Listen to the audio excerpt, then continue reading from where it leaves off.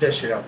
आज मैं आपको बहुत ही रहस्यमयी एक जानकारी देने वाला हूँ ज्योतिष के बारे में कि ज्योतिष में 108 नंबर मतलब हमारी वैदिक जो भी बुक्स है कल्चर्स जो भी क्लासिक्स है उनमें 108 नंबर का ही उल्लेख बार-बार क्यों किया जाता है। जैसे कि आप जब भी कभी किसी पंडित जी के पास जाते हैं या किसी ज्योतिष के पास जाते हैं तो उपाय के रूप में आपको किसी भी मंत्र का जाप 108 बार करने के लिए बोलते हैं। तो ये 108 ही क्यों है? कभी आपने सोचा है कि क्यों 108 नंबर को ही बार-बार जो है बहुत सारे सनातन धर्म के कल्चर में आपको बोला जाता है कि 108 बार इनका जाप करिए। तो 108 नंबर को आप डिकोड करेंगे, विस्तार से समझेंगे कि 108 नंबर का रहस्य क्या है और क्यों इसको बार-बार जो है ज्योतिष में या वैदिक जितनी भी क्लासिकल्स है उसमें 108 ही नंबर क्यों लिया गया है, ठीक है। सबसे पहले तो 108 इसलिए ज़रूरी है क्योंकि हमारी जो है ज्योतिष में टोटल 12 घर होते हैं, ठीक है। 12 हाउसेस होते हैं और 9 प्लैनेट होते हैं। तो 12 को अगर आप 9 से मल्टीप्लाई करेंगे तो 108 आएगा, ठीक है। ठीक इसी तरीके से टोटल 27 नक्षत्र होते हैं और उनके 4 पद होते हैं, ठीक है। तो अगर 27 को आप 4 से गुणा करेंगे तो 108 आएगा, ठीक है। मतलब 27 नक्षत्रों के 4 पदों को अगर आप पूरी तरह से कवर करते हैं तो नक्षत्र मंडल जो है आपका पूरा हो जाता है। मतलब कि अगर आप कोई मंत्र जाप कर रहे हैं तो 2700 नक्षत्र के चारों पदों में वो मंत्र जाप की ध्वनि जाए, जिससे जो है आपकी लाइफ जो है बैलेंस हो जाए। मतलब कि जो भी दिक्कतें हैं, कष्ट हैं, ठीक है, वो जो है कम हो जाए, बैलेंस हो जाए और खुशियाँ और समृद्धियाँ जो है वो डेवलप हो जाए, ठीक है। इसके अलावा एक और भी कारण है, 108 हमारे बॉडी में, चूँकि हमारी बॉडी जो है वो भी मतलब नक्षत्रों से ही बनी हुई है। मतलब अगर हमारा शरीर अगर आप देखो तो उसमें 27 नक्षत्र है, ठीक है। सिर से लेकर पैर तक जो है 27 नक्षत्रों का उल्लेख किया गया है, ठीक है। तो अब इस पूरे शरीर पे भी 108 जो है केंद्र बिंदु है। जैसे कि अगर आपने योग विद्या के बारे में पढ़ा होगा तो वहाँ भी आपको मतलब आपके पूरे बॉडी पे जो है टोटल जो है केंद्र बिंदु है जहाँ से हमारी नाड़ियाँ जो है एक दूसरे को ऊर्जा प्रदान करती है, ठीक है। जैसे कि आपका चक्र होते हैं, 7 चक्रों के बारे में भी डिस्कस किया गया है, ठीक है। तो ठीक उसी तरीके से टोटल जो है आपकी 108 जो है शरीर में ऐसे बिंदु है जहाँ पर नाड़ियाँ जो है एक दूसरे को ऊर्जा प्रवाह करती है, ठीक है। तो अब इसको समझते हैं ज्योतिष में किस तरीके से ये काम करता है। जैसा कि आपको पता है कि टोटल जो है 108 नंबर जो है वो नक्षत्र के प्रत्येक पदों को भी दिखाता है। जैसे कि किसी भी नक्षत्र, जैसे आपकी कुंडली में कोई ग्रह किसी नक्षत्र में है, ठीक है। अब उस नक्षत्र के किस पद में है ये भी आपको देखना होगा, ठीक है। तो प्रत्येक नक्षत्र के 4 पद होते हैं। पहला पद जो है धर्म को दिखाता है, ठीक है। दूसरा जो नक्षत्र का पद होता है वो अर्थ को दिखाता है। तीसरा जो पद होता है वो काम को दिखाता है और चौथा पद जो होता है वो मोक्ष को दिखाता है, ठीक है। तो आप अपनी कुंडली को चेक करेंगे अगर तो आपको देखना होगा कि आपके लग्नेश कहाँ बैठे हुए हैं, ठीक है, किस नक्षत्र में बैठे हुए, नक्षत्र के किस पद में बैठे हुए। ठीक इसी तरीके से आपको अपना जो है लग्न भी देखना है। लग्न जो है जहाँ पर फर्स्ट हाउस होता है उसको लग्न बोलते हैं, वो किस नक्षत्र में बैठे हैं और किस पद में बैठे हुए हैं, ठीक है। टोटल अगर आप देखें तो 12 9 ग्रहों में एक और लग्न को भी जोड़ लें तो 10 हो जाते हैं, ठीक है। तो आपको लग्न को देखना है, लग्नेश को देखना है, इसके बाद आपको चंद्रमा को देखना है कि आपके चंद्रमा किस नक्षत्र में बैठे हुए हैं और नक्षत्र के किस भाव मतलब पद में बैठे हुए हैं। इससे आपको क्या पता लगेगा कि आपकी जो ये लाइफ है वो किस एनर्जी से फ्लो कर रही है। मतलब कि अगर आप कुंडली को भी देखेंगे तो कुंडली में 4 पुरुषार्थ होते हैं। पहला पुरुषार्थ होता है धर्म त्रिकोण, ठीक है। दूसरा पुरुषार्थ होता है अर्थ त्रिकोण, तीसरा पुरुषार्थ होता है काम त्रिकोण और चौथा पुरुषार्थ होता है मोक्ष त्रिकोण, ठीक है। ठीक इसी तरीके से एक पर्टिकुलर नक्षत्र के अंदर चारों पुरुषार्थ कवर किए जाते हैं। इसीलिए कहता हूँ कि नक्षत्रों की जो विद्या है वो बहुत जरूरी है। लोग ज्योतिष में नॉर्मली जो है सिर्फ राशियों को देखकर प्रेडिक्शन कर देते हैं, कौन सा प्लैनेट कहाँ बैठा हुआ है, ठीक है, इस राशि में बैठा है तो ये फल होगा।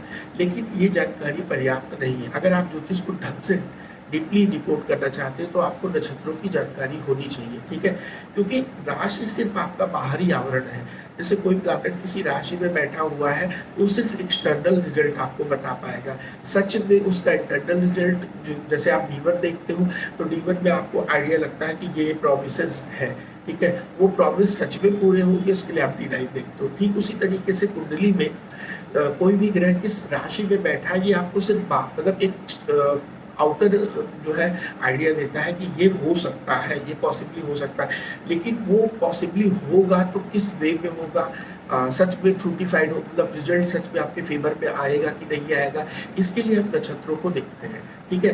तो ठीक इसी तरीके से जो है आप नक्षत्र के किस पद में आपका ग्रह बैठा हुआ है, वो उस तरीके की रिजल्ट देगा। अब हम उदाहरण के लिए इसको समझते हैं। सपोज़ मेष लग्न की पत्रिका है और शुक्र जो है वो 7वें हाउस में बैठे हुए हैं। तो मेष लग्न में शुक्र स्वराशि के हो गए, 7वें हाउस में आपको दिख रहा है किस नक्षत्र में बैठे, तो वहाँ पे वो चित्रा में बैठे हुए हैं, ठीक है? तो चित्रा किसका नक्षत्र है? चित्रा मंगल का नक्षत्र है। तो शुक्र जैसा प्लैनेट जिसकी एनर्जी है, सॉफ्ट है, ठीक है? मैटेरियलिस्टिक प्लेजर्स को, सुख को दिखाता है। बैठे 7th में, बहुत बढ़िया। अपने स्वराशि के होकर भी वो जो है उस तरीके का रिजल्ट नहीं देंगे जिस तरीके का रिजल्ट शुक्र हमेशा देते हैं, क्योंकि वो बैठे कहाँ है? चित्रा नक्षत्र में बैठे, और चित्रा मंगल का नक्षत्र है। तो शुक्र जैसा सॉफ्ट जो है ग्रह अगर मंगल के नक्षत्र में बैठ जाएगा तो वो अपने कारकत्व को उस तरीके से रिजल्ट नहीं दे पाएगा जिस तरीके से उसको देना चाहिए। मतलब ग्रह भी मजबूर है यहाँ पर नक्षत्र के पर्टिकुलर पद या भाव में बैठ के, मतलब किसी नक्षत्र के भाव में अगर कोई ग्रह बैठा है तो वो उस तरीके की रिजल्ट देगा जैसा नक्षत्र का आवरण, मतलब जैसा नक्षत्र का कैरेक्टरिस्टिक है उस तरीके से आपको रिजल्ट मिलेगा।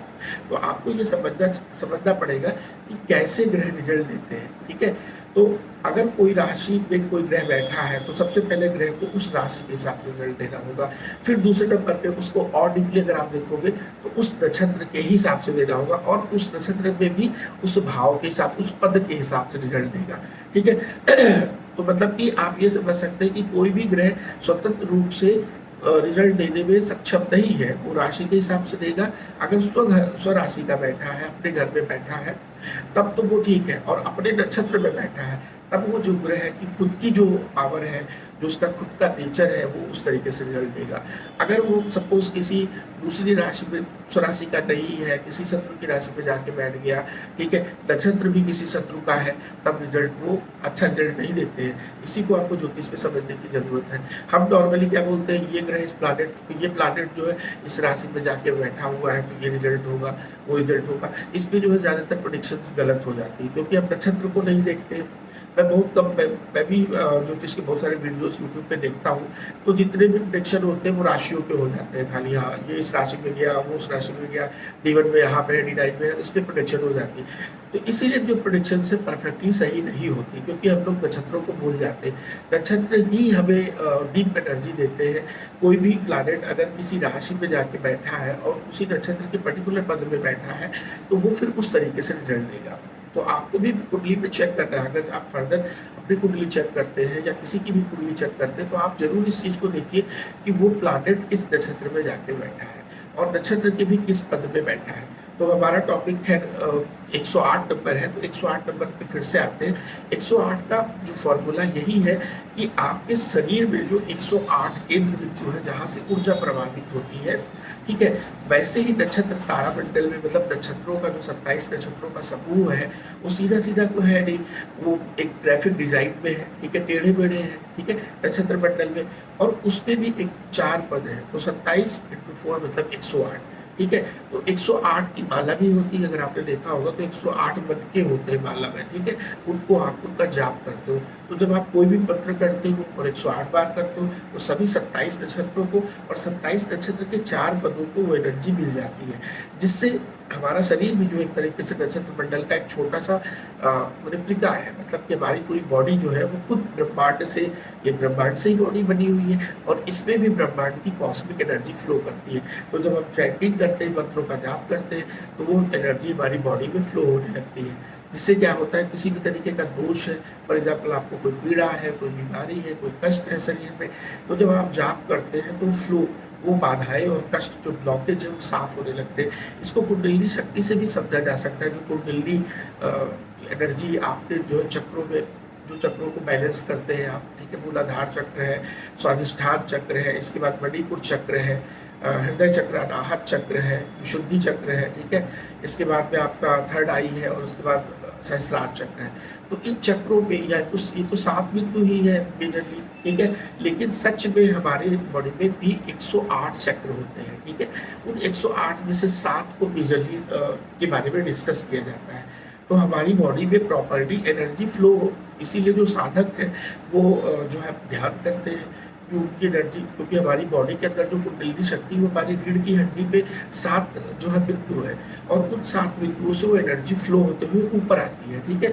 मतलब कि हर मनुष्य को एक उसका पर्पस है कि वो अपनी कुंडलिनी शक्ति को फ्लो करे और मतलब जो हमारा मूलाधार चक्र है वहाँ से शुरू होकर हमारे सहस्रार चक्र में यहाँ तक एनर्जी को फ्लो करे, जिससे जितने भी ब्लॉकेज है हमारे शरीर में वो दूर हो जाए, ठीक है? और वो फिर क्लीन जो है प्योर सारे सातों चक्र बैलेंस हो जाए।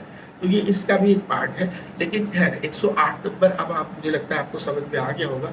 108 उपनिषद भी है, अगर आप देखेंगे क्लासिकल में जाके तो प्रमुख 108 उपनिषद भी है।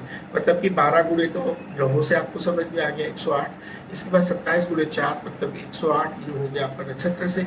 108 पॉइंट है हमारी बॉडी में प्राणियों को बैलेंस करने के लिए, ठीक है? और 108 उपनिषद भी है, इसलिए ये नंबर बहुत ही पवित्र है 108, ठीक है? तो आई होप मैं आपको समझा पाया कि 108 का क्या रहस्य है, ठीक है? अगर आपको ये वीडियो अच्छा लगा हो तो प्लीज़ लाइक एंड सब्सक्राइब और प्लीज़ जो है क्या नाम है कमेंट जरूर करिएगा, जिससे मुझे मोटिवेशन मिले और मैं और आगे आपको ज्योतिष के बारे में जानकारी दे सकूँ।